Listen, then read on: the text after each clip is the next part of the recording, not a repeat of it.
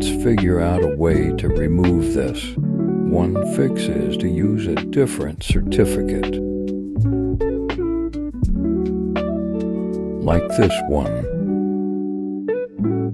The next one is to use a DNS, such as this one.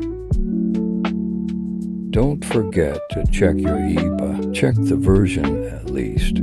I'd also recommend using our signer. Don't forget to log in before following along. Here I'm using a private certificate. We sell them in our server for just shy of $8.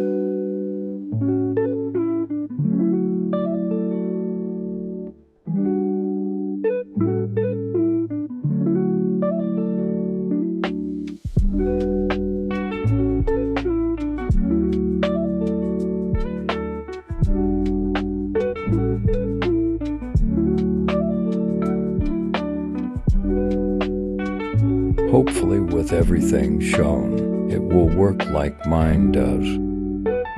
If I missed anything or didn't explain it in depth, I've already made a video on it.